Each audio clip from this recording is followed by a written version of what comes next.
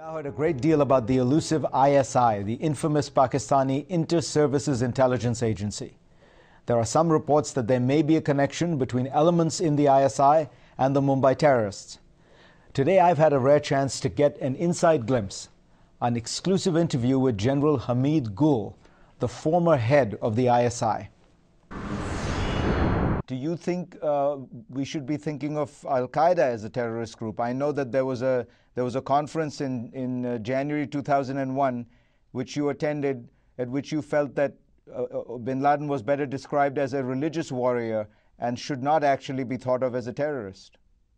No, we said unless the evidence is brought out against him, then he is not a terrorist. It's wrong. And even 9/11's full evidence is still not emerged. It is still shrouded in mystery.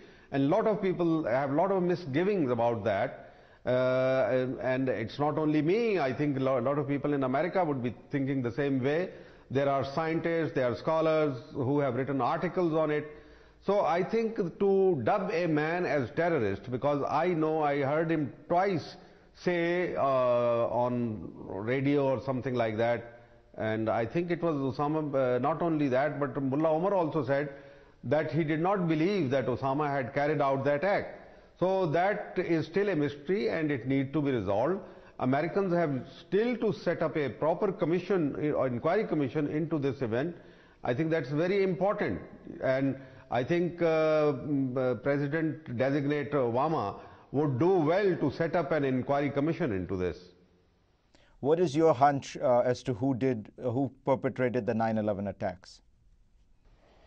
Well, I have been on record and I said it is the Zionists with the newcons. They have done it. It is an inside job and they wanted to go on the world conquest. They were looking upon it as an opportunity window when the Muslim world was lying prostrate. Russia was nowhere in sight. China was still not an economic giant that it has turned out to be, and they thought that this was a good time to go and fill those strategic areas which are still lying without any American presence, and of course to control the energy tap of the world.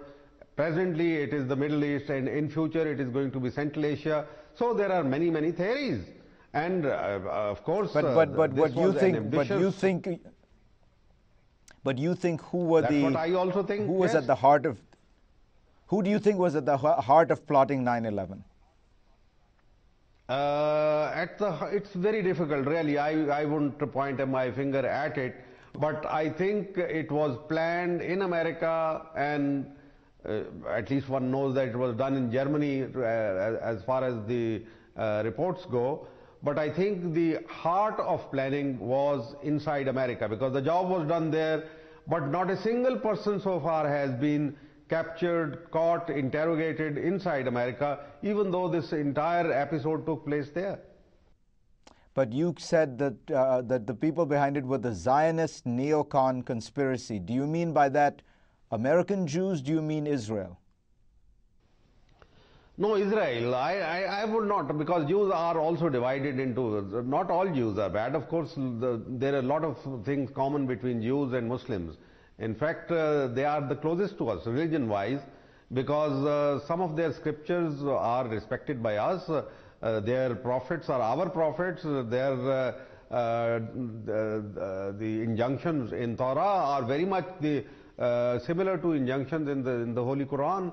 So there are things which are very common, but there are those people who are very ambitious, who have certain agenda of their own, and I think they have turned the world upside down because of those ambitions or their fears.